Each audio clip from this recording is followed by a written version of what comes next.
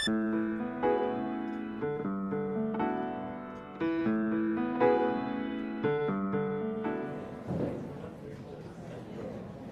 order. Ladies and gentlemen, will you please take your seats? After a morning of hard debating, followed by the semi-final round this afternoon, you all deserve some entertainment as well as some enlightenment. As this is Sports Day, we really ought, before the final round, just like any World Cup match, to have some dancing bands or some cheerleaders with pom-poms. But as we're the ESUJ, we're rather more serious-minded than that. And so we can't offer you anything quite as attractive, at least with one exception. But at least we offer you something perhaps even more enlightening. And to introduce the team of entertainers, as well as enlighteners, I'd like to introduce James Probert from the English-speaking Union in London, who will conduct this part of our proceedings. James.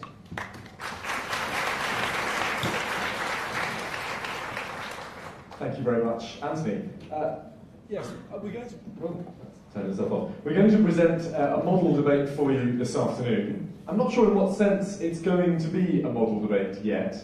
Clearly, the participants are attractive enough to be models. It may be something that you wish to model your own debating style on, though I don't want to guarantee that until after, when we hear your opinions in the vote, and even before that, in the floor speeches. But either way, I hope that you'll get something out of it, either inspiration or, as Anthony quite rightly said, entertainment, which is at least half its purpose. Before I announce the motion and we begin the debate, I want to introduce the speakers. Most of you are already familiar with the 4 students I've brought with me this year from the UK, but you won't know their team pairings for this debate. On my right, in proposition, we have Nick Sloboda from City University, who's also doing a summary speech, and Alistair Cormack from Durham University.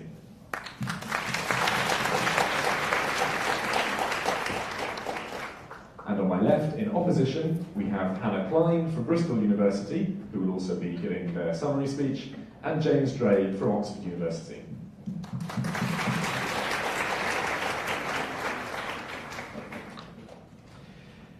We were sat at a restaurant yesterday eating octopus and something else I couldn't identify, when it struck me that an appropriate topic for this model debate this afternoon would be, this House would break the law to protect the rights of animals. So that's what we've chosen for you this afternoon. I hope that you find it as enjoyable as the 2 teams here found it preparing. They've been researching all sorts of interesting animals, during their stay here in Japan, and they've got plenty of information to present to you. So to open the case, I'd like to call upon the first speaker for the proposition, Mr. Nicholas Sloboda.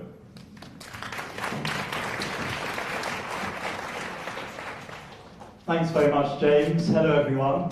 I do hope we're entertaining this afternoon. I'm not sure how entertaining a topic animal cruelty is, but hey, at least we're not talking about North Korea. So that's good, I suppose. Now, normally I open these display debates, these speeches, by demonstrating a little bit of Japanese. I'm a little bit shameless usually. I'll probably kind of shout Tokyo Giants Banzai or something, and everyone goes, oh, excellent, or Honshin Tigers. I do SoftBank Hawks. Really, whatever city I'm in, I just find out the softball team. But I'm not going to do that today, although I just did it.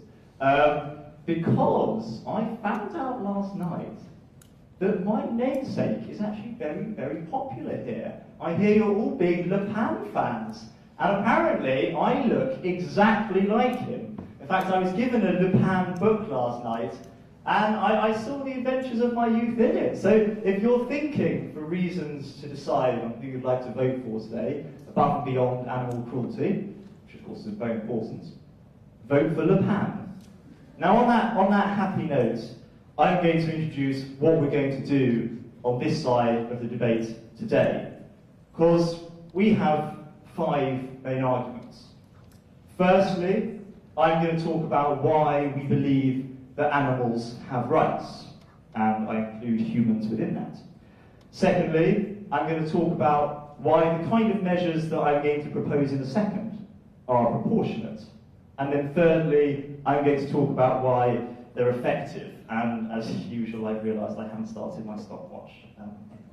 So timing's going to be a bit funny. Fourthly, Alistair's then going to go on and look at ideas of consent and responsibility. And then fifthly, he's going to look at alternatives which the status quo is not providing an our model will. So what is our model? What's our... perfect. What is our model? What is our definition? Well, essentially, ladies and gentlemen, anything goes in terms of what protesters, demonstrators, eco-terrorists, eco-warriors, hippies, whatever you want to call them, can do. But they cannot endanger life, because we believe in the sanctity of all animals' life, human and animal. No thanks. And so we don't believe that lives should be endangered. Now, to give you a very, very brief explanation of what we believe, what kind of measures we say are legitimate, we say that captivity is wrong, so protesters can release animals from zoos. We say that meat eating is wrong, so you can have a sit-down protest outside a slaughterhouse. We say the destruction of habitats is wrong. Whaling should be stopped by aggressive measures. No thanks, as long as no life endangered. People should sit down in front of caterpillars in the Amazon. There should be no logging. And we say that animal testing is also wrong. So absolutely, you can dig up the dead grandma who's in a graveyard of an animal test of someone who works in an animal testing lab, but you can't endanger their life. So that's what we mean. So why do animals have rights? Well, we say that animals are capable of emotional states above and beyond simple instinctive responses. We say they feel pain very acutely and they get extremely upset and distressed. And we say, what's interesting is that that's very similar to babies or very young children. They don't have linguistic ability, they're not capable of thought, they don't think to themselves, I'm hungry now, but Mummy's sleeping, so I'll wait a few hours and ask later. They don't think that because they can't form thoughts. They do whatever they think. And that is the same as animals. And we afford babies rights. So why don't we afford animals rights? No thanks, because they, just like babies, are weak, defensive, not particularly bright, capable of being readily destroyed and readily harmed. And we protect them both. So we should protect that. We go even beyond that. If you mentally abuse your baby, we take that baby away from you. Social services will take that baby away. And we say that even within animal groups, there are different levels of rights. Dogs seem to have more rights than rats. Yes? You're going to have to do a little bit more than that, because we accept already that babies are humans. We don't accept as a general rule that animals have any rights. Yes, yes. Thank you, James. I know that. That's why I'm suggesting that we should accept that animals are like babies and should have rights. That's a bizarre point of information. So animals have rights, therefore, and there's current inconsistencies. Animals are no different to babies, both have rights. We also say, secondly, this is a proportionate response in terms of eco-terrorism. We say right now, we have the death penalty for child murderers, and we're not even proposing a death penalty for people who test or abuse or deliberately harm animals. We're just proposing civil disobedience to be directed against them. You know, feces through a letterbox, or someone digging up a granny, or a campaign of hate, or late night phone calls. You're locked up if you hit a child, but if you hit a rat, it's okay. Now, I'm not suggesting that babies are rats, but in terms of emotional intelligence and response, how different are they really? They both feel pain. And so it's proportionate to respond to attacks and cruelty to animals by attempting to end that violence through whatever means, as long as you protect the sanctity of life. And lastly, we say this is a very effective policy. Because if you look at campaigns like Stop ESO or attacks waged upon BP, multinational companies absolutely respond to the kind of measures and attacks that we're proposing. Look at the Stop ESO campaign. ESO just ignored it, and then all of a sudden, and bizarrely coincidentally, spent £50 million on a massive PR overhaul, as did BP, as did Chevron.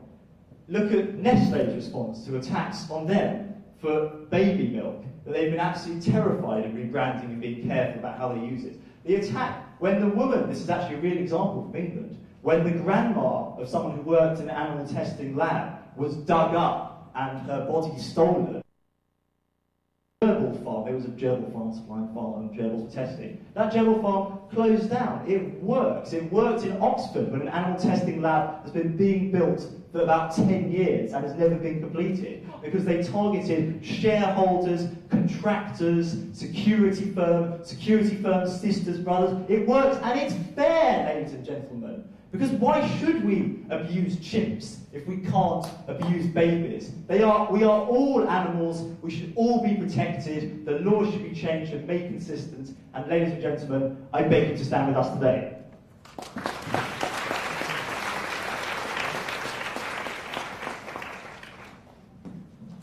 I thank Nick very much for that brave and passionate argument. And I'm very much looking forward to hearing the response to that from our first opposition speaker, Hannah Klein.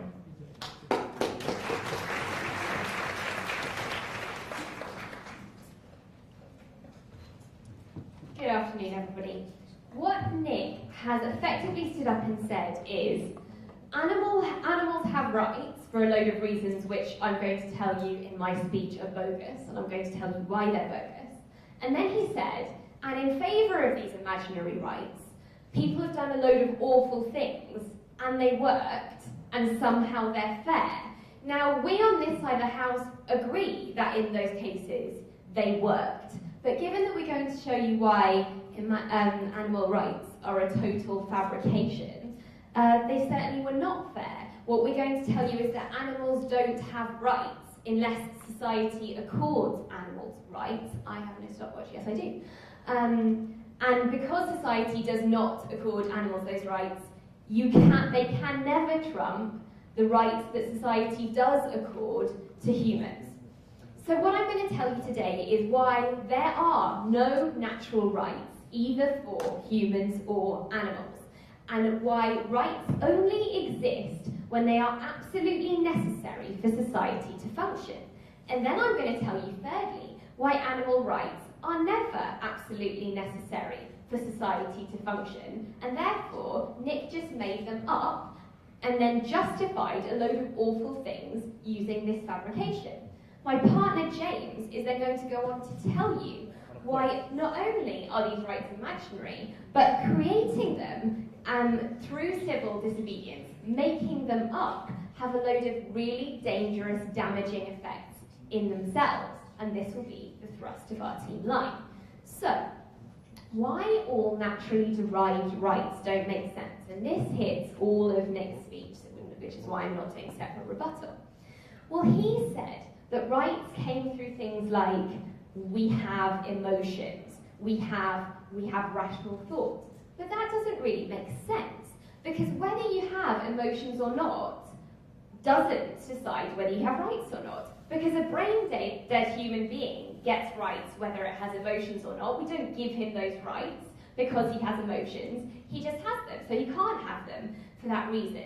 And they can't possibly be through anything to do with rational thought, because again, a brain-dead human being gets these rights, and it can't be for that reason. Otherwise, that just simply wouldn't make logical sense. There can't be a logical link there.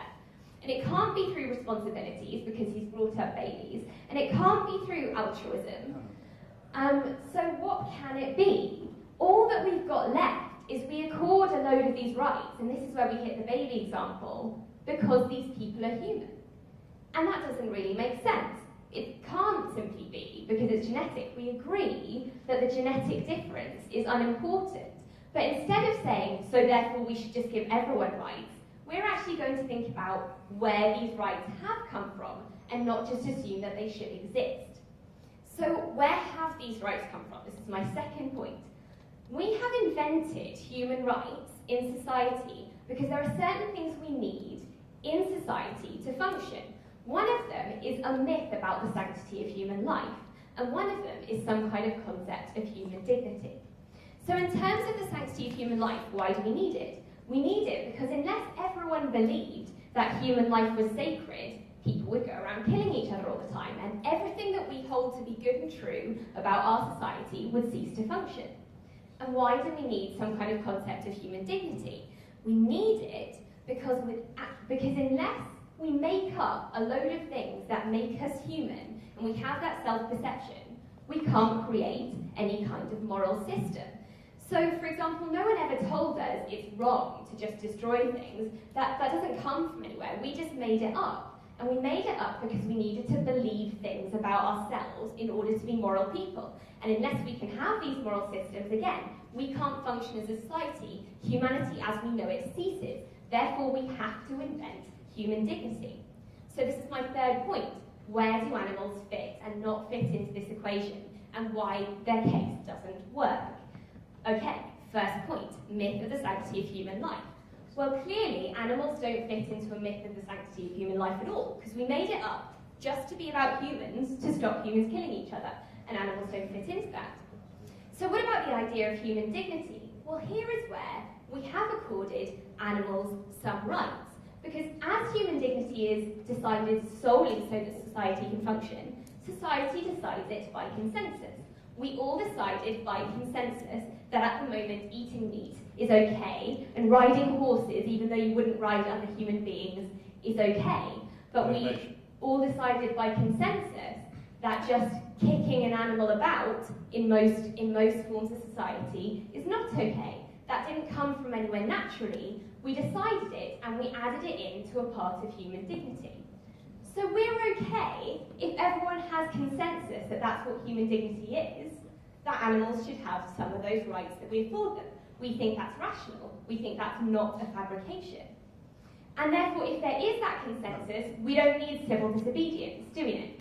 If it's all such a societal construct, then why won't you recognise the fact that about 5.5 billion out of the 6.5 billion people who live on this planet believe that there is objective morality, whether it's derived from Taoism, Buddhism, or Islam or Judaism? They all believe it. So why shouldn't that be recognised, and why shouldn't we apply it? Well, I'm not going to stand up here and debate secular versus religion. All of those things are things that societies use in order to function. If society has picked that religion and they would like to follow that religion, that's fine. We're just saying that unless it knocks down society, it's not very important. So let's move on to what I was trying to say. We accord rights by consensus, and if we have that consensus, that's fine. You don't need to go around doing these awful things. If we do not have consensus, they can't fabricate these natural rights, which they say are based on things we've proven to you that they cannot be based on. So we say on opposition, the burden is on Prop today to show us why these imaginary rights, which aren't to do with emotions, because of the examples we've given you about brain-dead people, are more, which are decided by a minority of people because they can't get consensus, are more important than the social constructs which we live by every day, which we have decided by consensus, which we think are part of human dignity, and why human dignity is essential to our society not falling apart. If they can do that, then I'm okay with you all voting with the proposition. Thank you very much.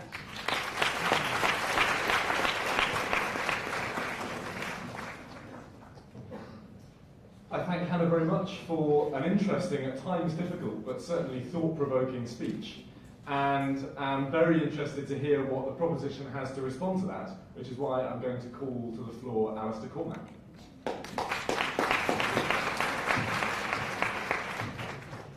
Thank you very much, James, and good afternoon, ladies and gentlemen.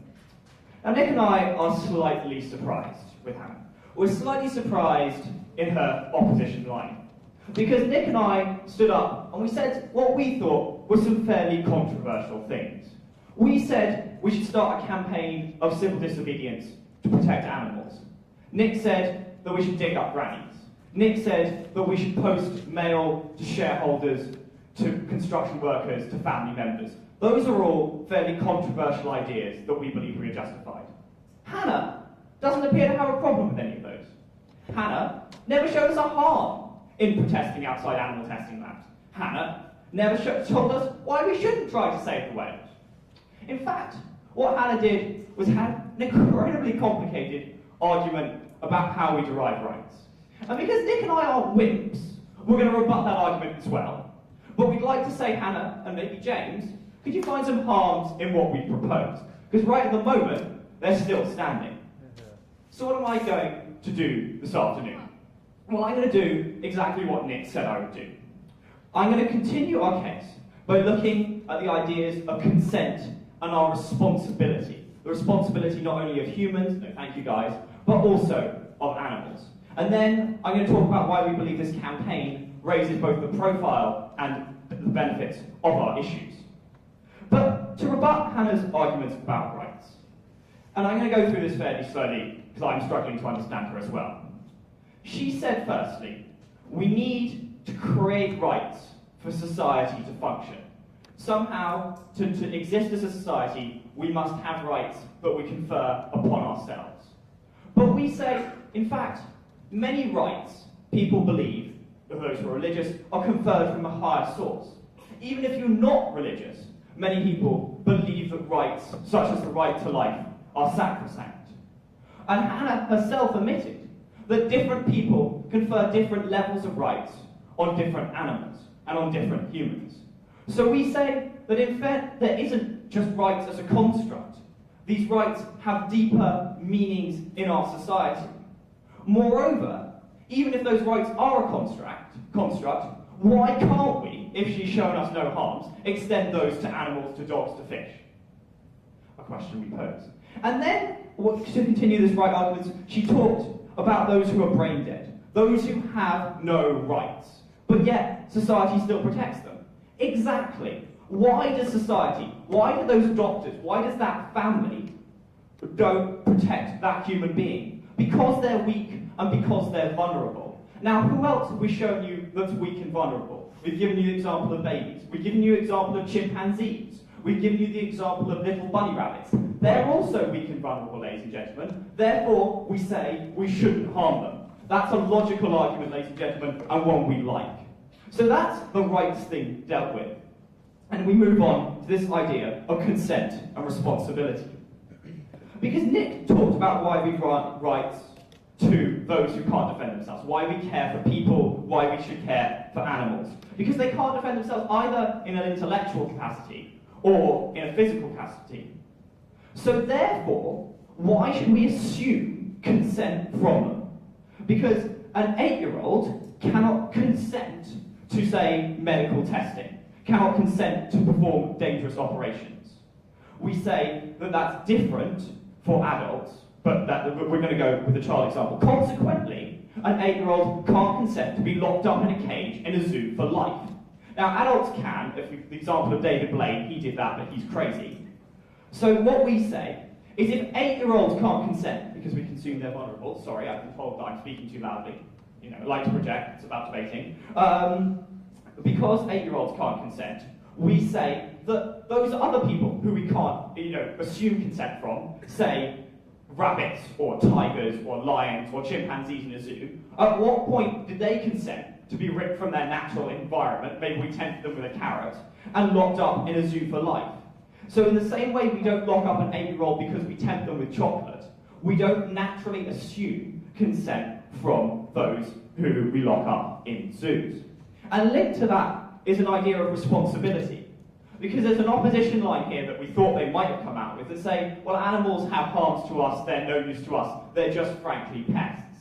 And we say you can't assume responsibility as well. In the same way that you have an age of criminal responsibility. In the UK it's 10, and I asked over here and they said they thought it was 14 in Japan, but I'm sure someone will correct them.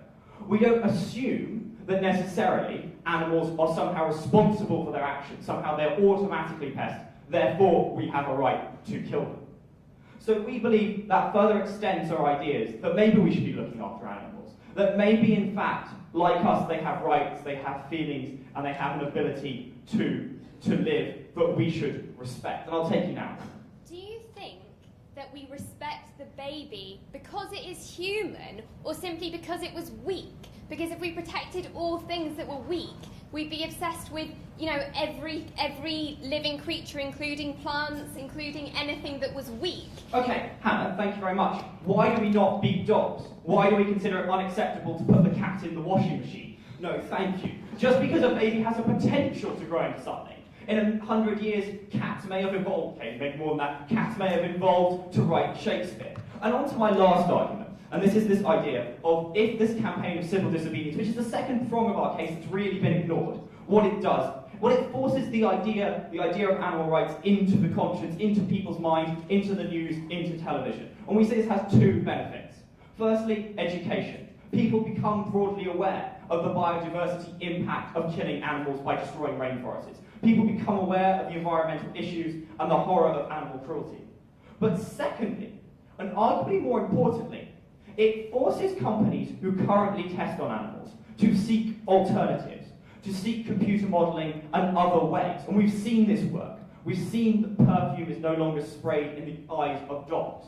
Why? Because alternatives have been forced to be sought. And because we believe this campaign should be worldwide, not just in Japan, not just in the UK, not just outside headquarters in New York, but also outside the labs in Bolivia, the rainforest and the Amazon, we believe that we create a worldwide conscience and a worldwide consensus for the profile of our campaign. So because Nick and I have come to you with a proposition that we want to save cuddly animals, ladies and gentlemen, because we've shown you that we should confer rights upon them. And in fact, our campaign will work, a practical benefit and a philosophical grounding. We urge you to vote with us. Thank you.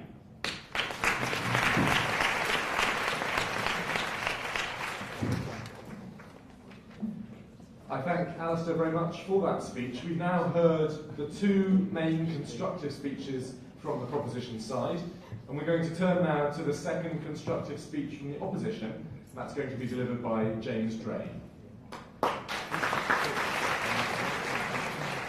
Good evening.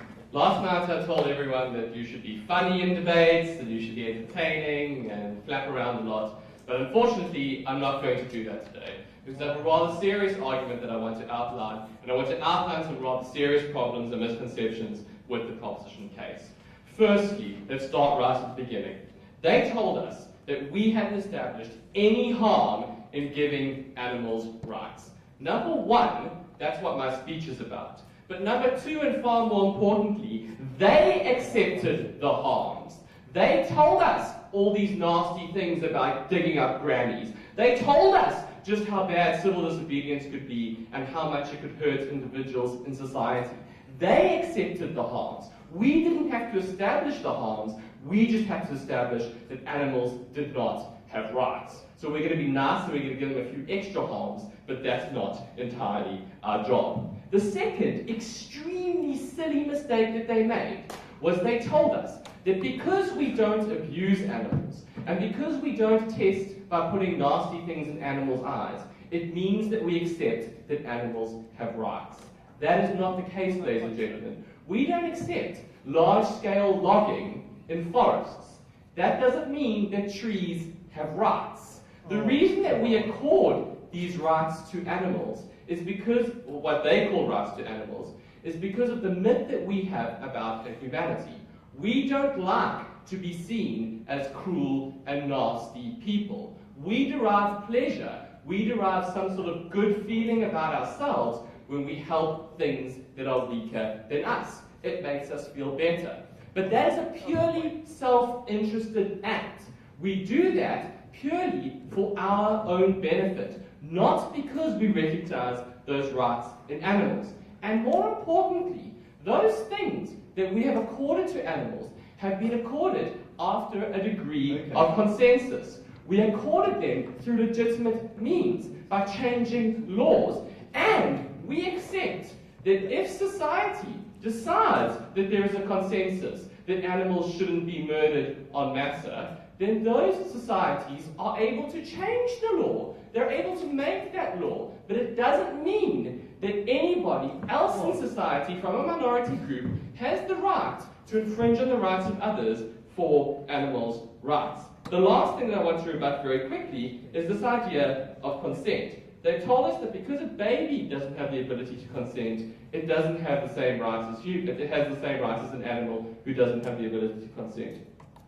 And what we say is that those babies, we know that they will grow up to be humans who we know have the ability to consent. A cat will never grow up into something that we know has the ability to consent. We know that when a baby is becomes 25, that it's like us. Animals do not have that ability. They have not established to any degree that animals have the feelings, the rights, the behavior, sit down, that we have as humans. So to get onto my positive matter, the first problem that we have is the effects of these particular civil disobedience. And they've accepted that to be effective, they need to be extreme. And we would say that firstly, there's extremely negative effects on human beings who we have already established do have rights. We've seen the emotional harm that happens when someone's granny, I'll take you in a second, is dug up. We've shown you that there's obvious physical harm that could occur if someone has civil disobedience in an area that could result in harm to individuals. Those are problems that could happen to individuals who we both accept do have rights for something that neither of us agree on whether it has rights. Yes? This is extraordinary. It's taken them over half an hour, but finally we've had from them, we shouldn't change the law unless everyone believes we should. Okay, That's thank you, sir. Sit down. really... Sorry, sir, I'm in charge. But the thing is that we said right at the beginning that if people want to change the law, they can change it and do whatever they want. But it's not because animals have rights. It's not because animals have innate rights. It's because we have the right to decide how we want to run our society. It's because we're in charge. Not the monkeys, not the gorillas, not the orangutans, me and you. And that's what's important. Sit. But far more importantly than those damages to individuals are the damages to society. Because when we say that breaking the law is okay, the very fabric that we have of our society starts to fall apart. We've seen that even in situations like defending extreme amounts of human rights, where we think that civil disobedience is okay, such as in South Africa or Australia or in human rights organizations, thereafter there are immense negative consequences with the breakdown of law and order and crime and the like. No. So what would happen if we now say that it's okay to break the law for something which doesn't have all of those innate natural rights that we believe in that human has? It means that we're going to have a general breakdown of law and order in society whenever people decide that some other minor issue, like a Mormon who wants to have more than one wife, decides that they want to embark on civil disobedience or some other thing. Finally, what we want to tell you is that the big negative that would occur if we allow this to happen, if we allow these animals to have more rights, is that we're going to have to recognize other conditions for according rights to animals and people. They've told us the conditions that they give rights to animals on the basis of. It's things like they're weak. It's things like they feel pain. It's things like we assume that they believe that they're sentient. But what happens when that has to start applying to the rest of society? Are we going to start withdrawing rights from people who don't have those conditions? If one of the conditions for having a right is that you are sentient, which is the reason that they give those rights to animals, does that then mean that people who are part of our society who don't have that ability because they're retarded or brain dead or disabled or there's something wrong with them, do they then lose those rights? Is it a situation now where we have to change the rights basis of our society? And we think that's the real danger here. We are humans because of our genetic makeup. We give each other rights because we want to and because it makes our society function. We need to look after our species and ourselves. We do not need to accord rights to animals, and especially we don't need to infringe on the rights that we know that humans have for the potential, maybe a little bit of a benefit to the animals, which is frankly all that they've given us. Thank you very much.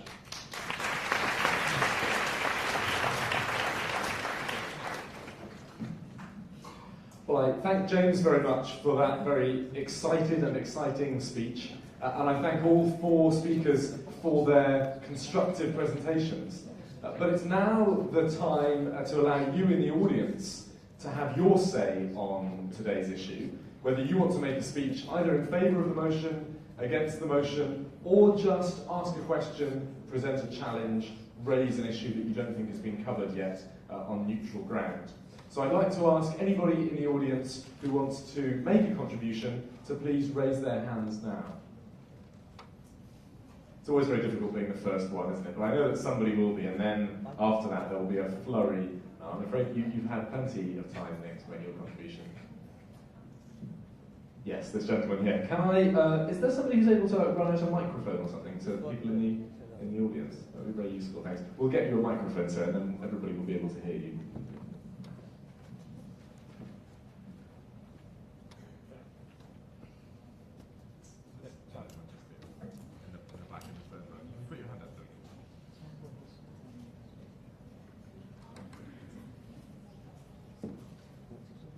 I never showed brief my opinion about this kind of debate. So far, I think the government studies is getting better, but as they said it, they didn't cover the harms. The opposition side is, I think, just stated about philosophical levels. They disputed back were at the philosophicals.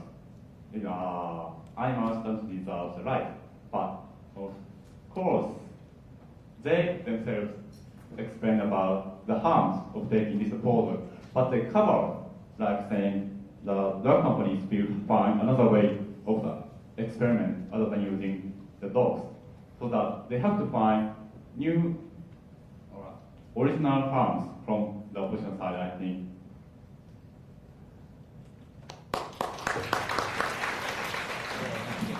Thank you very much, sir. A challenge there to the opposition for being too philosophical. Would anybody like to either disagree with that, present their own philosophy, or indeed any other comment about the debate that they'd like to make? Oh, yes, Mr. Seth. Can we... Yeah, thanks. Thank you, James. If I may just join the proposition and the opposition together, both miss the point, because if you look at the Shinto, Hindu, Buddhist tradition, not only do human beings have rights, but animals, plants, rocks, mountains, they're all kami-sama. And they all have rights. And the whole problem with the degradation of the environment today is because we've forgotten this Hindu, Buddhist, Shinto tradition, which gives rights to sentient and inanimate nature. Both have equal rights and both deserve fully to be protected. Thank you.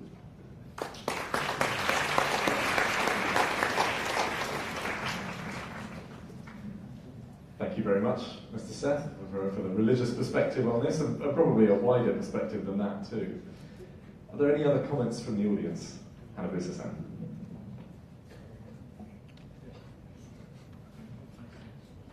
Ambassador Seth from India. So, very philosophical observation. Being a Japanese, I make a very practical comment. I'm not so sure about the status quo about this issue of the animal rights. Well, in Japan, a couple of days ago, it happened that a wild boar appeared to the house by the seashore in town and harmed old women and her grandson, a baby. But I don't know what is the status quo in this connection. So I have a great deal of difficulty understanding this emotion itself. Maybe there is an element of clash of civilizations, as the ambassador said. Well,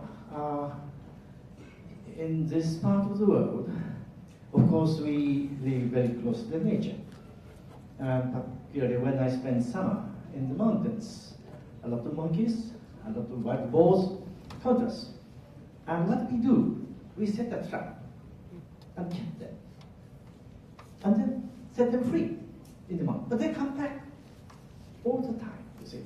How this can continue, you see? Sooner or later, we must come to a point where we must make a decision whether we stop protecting the rights of animals. I didn't know in the Japanese law what rights do these animals can have, you see. And philosophically, your conception, the definition of animals, including the baby and the humans and everything. But what are we doing when you get sick? Some disease is attacking you. will you protect the rights of those diseases if you are true to your principle? And I put this question to the proposition. Thank you.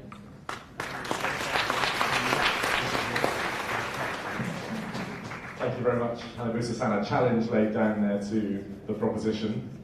I have a slight sore throat at the moment, and I may commit some form of murder later on. Are there any other comments to be made about the debate? Yes, at the very back there.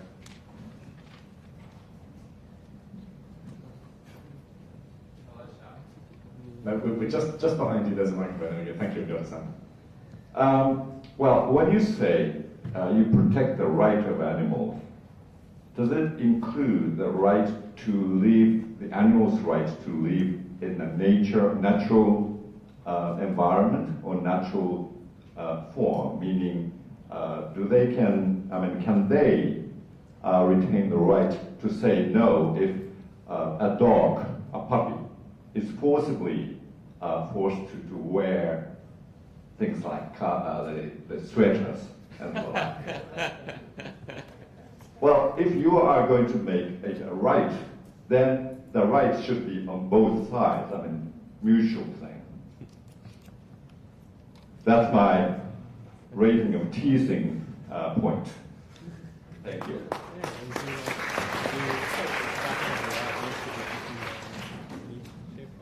Thank you very much, Masahiko-san. Any other comments from the audience? Now, you debaters out there who've been proving your worth and your mettle in all the preliminary rounds and the quarterfinals and semi-finals are very much being shown up, I think, by your elders and clearly betters, because they're making speeches and contributing to the debate, even though I am sure some of them, I don't want to be too rude, haven't seen a debating chamber for a number of years. I don't know how many, very few probably, but those of you out there who've been practicing all weekend, perhaps you'd like to make a contribution and show that the younger generation can also contribute to this debate. Are there any participants out there in the competition who'd like to say anything? No, we've had one. We had this gentleman here. Any other comments from...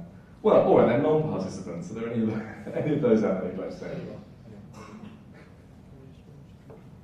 Oh, yes, sir. Thank you very much.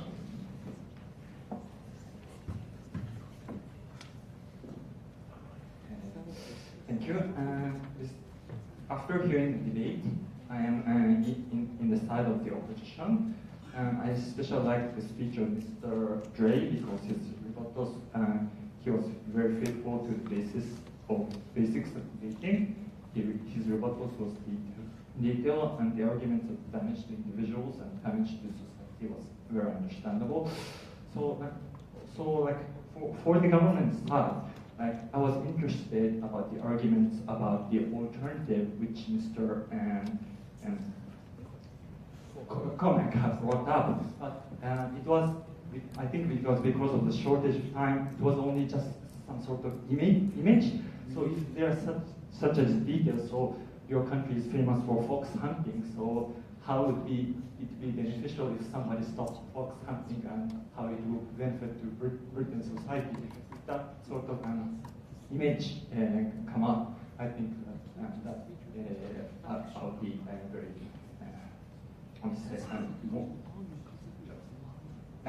that will be more, that the government side will be more elaborated. So that's the comment of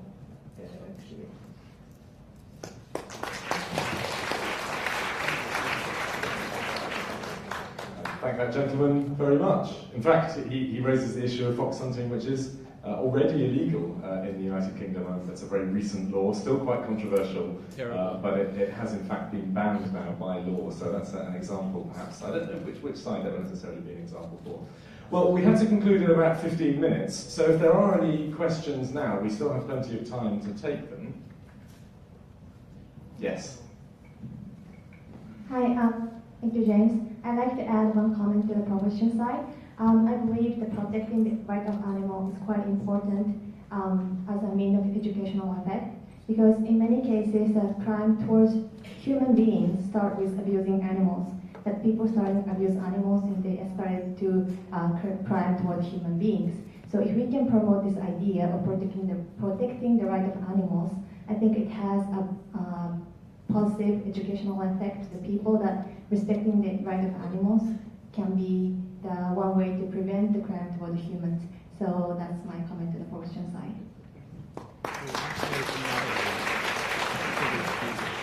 Brilliant, thank you very much. Not just former participants, but former winners striking back there for the younger generation. Are there any other comments from the audience? Yes, this is Great.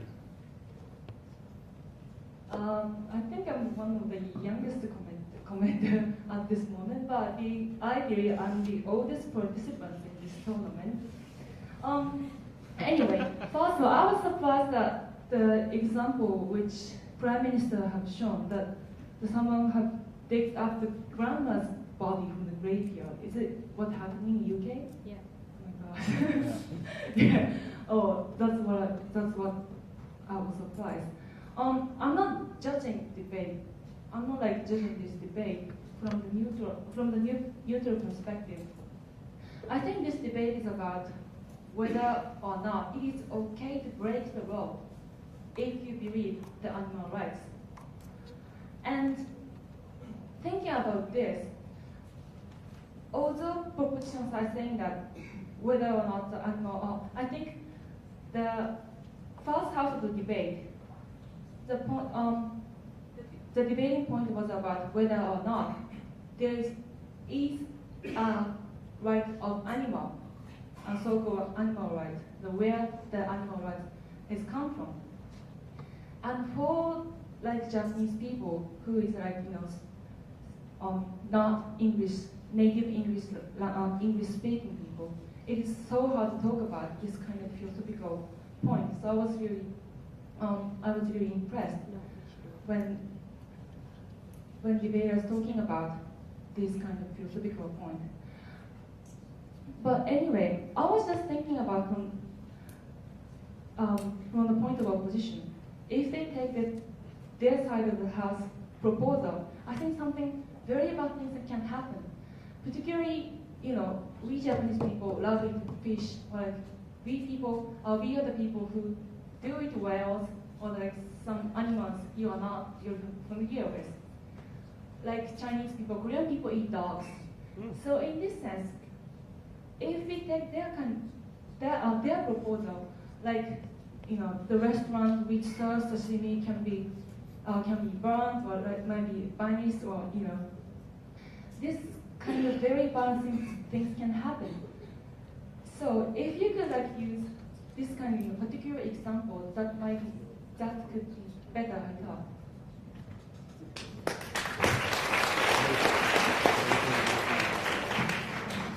Thank you very much for that contribution, and indeed all the excellent contributions that you, the audience, have made to this debate. It's been a hugely enjoyable floor debate, and I thank all of those of you who did speak, and all those of you who we haven't got a chance to hear from, because we're now going to have to move on in order to complete our model debate in time. And we're going to move on, as you all know, to the opposition summary speech first, and so to deliver that in 4 minutes, it gives me great pleasure to call upon Ms. Hannah Klein.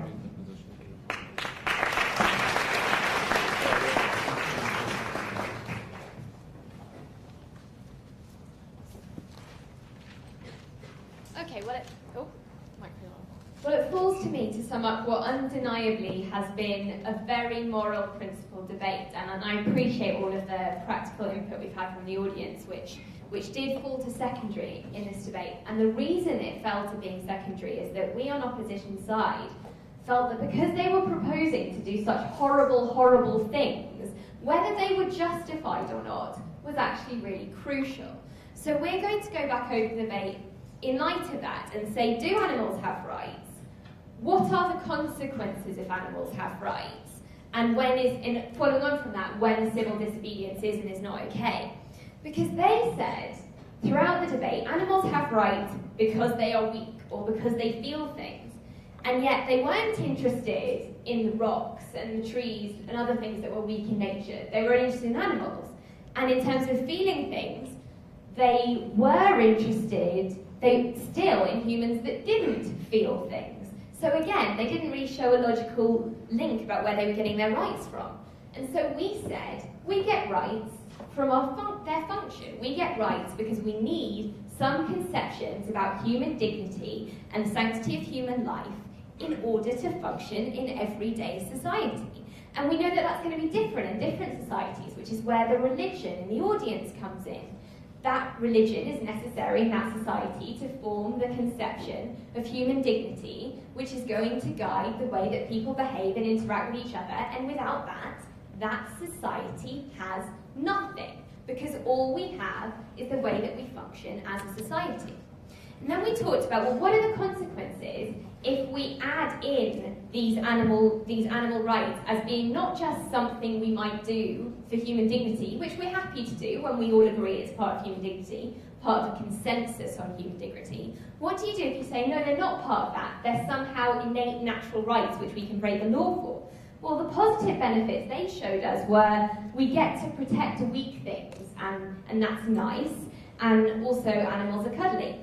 And we on this side of the house say, well, what were the harms? The harm they didn't notice me saying in this speech is, you are doing horrible acts, and they are totally unjustified, a harm in itself.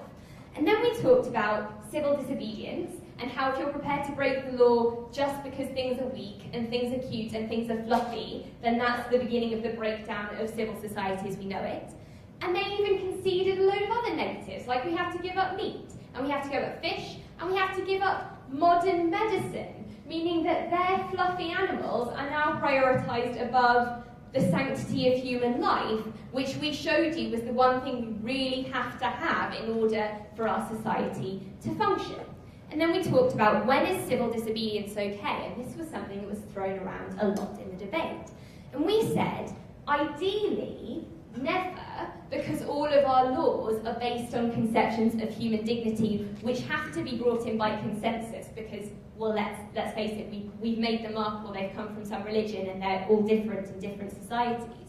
But we said if it ever is, if you ever can commit an act of civil disobedience, it has to be when something at the heart of our society is in danger. It has to be when something to do with the sanctity of human life is in danger. Why? Because without those things, society can't function anymore. We can continue to eat meat, and our society will function. We can continue to be human beings. So we've shown you all of these harms, and they have put on a plate for you all of these harms, and they've shown you no justification. So we, on the opposition, stand against horrific acts on the basis that things are fluffy and weak, or some things are and some things aren't, and we only include some. And we stand on principle for the peaceful continuation of human society according to a common consensus which rests on human dignity and the sanctity of human life. And for these reasons, we beg to oppose.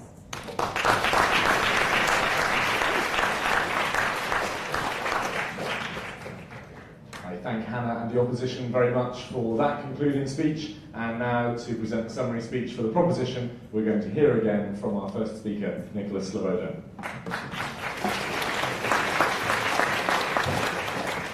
Thanks very much again, James.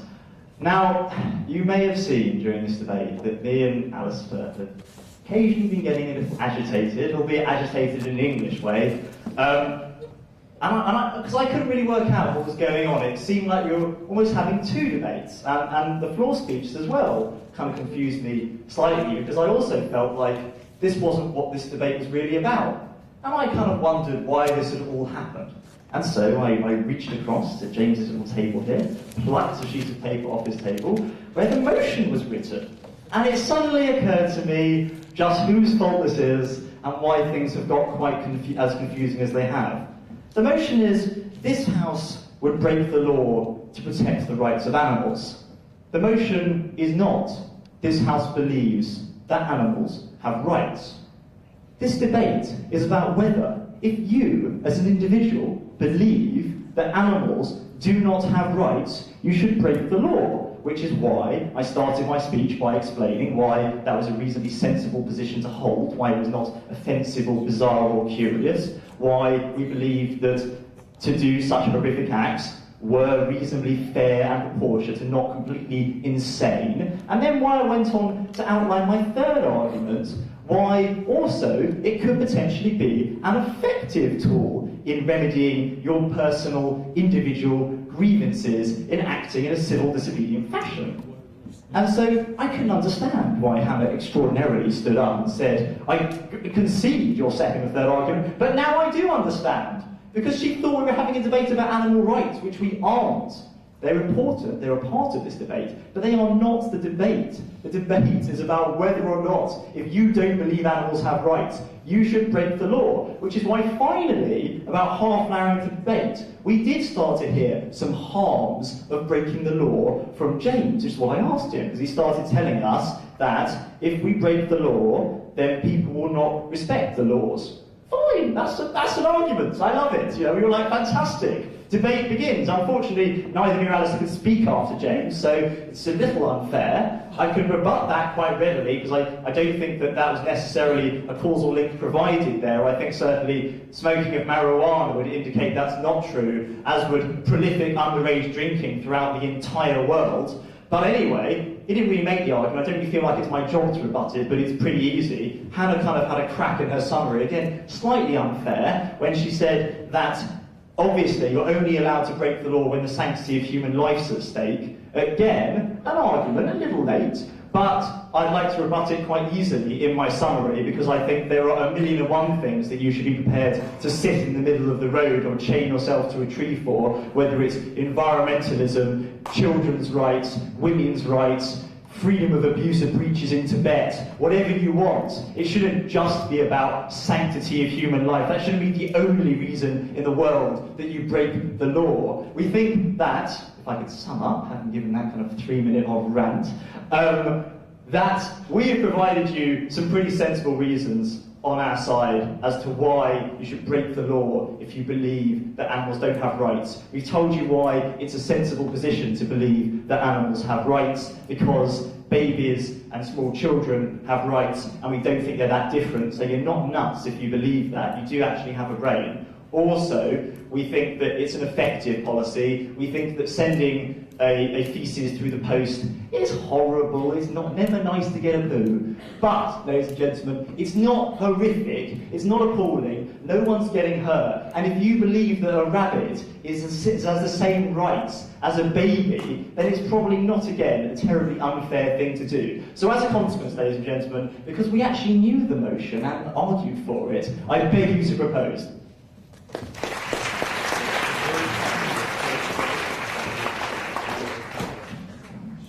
Gosh, well, thank you, Nick. There are a number of issues that you, the audience, the decision makers, now have to confront before you cast your vote in this debate. You have to consider the positions, as they've been stated in the summaries, of both sides. You have to consider the morality of breaking the law. You have to consider your own opinions on human rights and animal rights, and you have to consider whether or not those opinions should be shared universally. So it's a very complex issue, and it's one that's difficult to tackle, as you've seen in the course of the debate, and as I'm sure you're now finding as you consider how you're going to vote, which will happen very shortly. So if you haven't already considered that, do so while I'm speaking. I'm going to appoint a couple of tellers, or tellers are going to be appointed for me, aren't they, to count the votes. So they're going to be standing, I think, there and at the other side of the room. So they should be able to see your hands as you raise them, assuming it's close. If it's not, I might just make a call, but who knows. And I'm going to ask, first of all, for those of you who support the proposition, those of you who would be prepared to break the law to protect the rights of animals, to raise your hands now, please, if you support the proposition. And you would be prepared to break the law for animal rights. Well, we may not have to count individual hands. They have in some legislative chambers, and perhaps they do in Japan as well, I don't know, sometimes votes by acclamation, and they just see who shouts the loudest when you ask people to yell out in support of something, and that sometimes can settle the matter. Were you told that?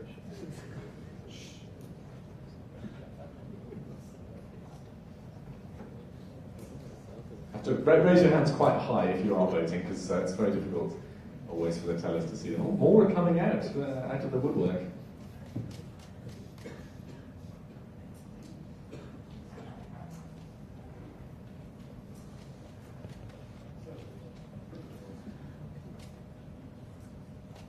Well, if the tellers are happy that they've got a roughly accurate count, I thank very much that endangered species of proposition voter for raising their hands, and I'm going to ask those people who'd like to vote for the opposition, who don't think that it's acceptable, depending on your view, either for yourself or anybody else, to break the law to protect the rights of animals, for you to raise your hands now, please.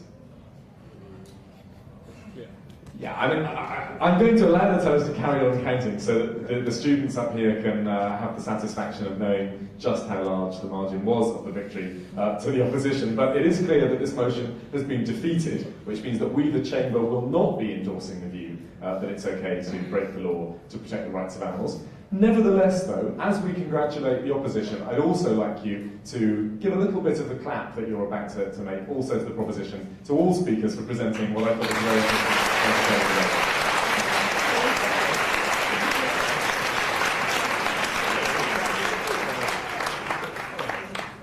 Thank you very much, and from us anyway, that's an afternoon, a goodbye. I think I'm going to hand over to Mr. Millington.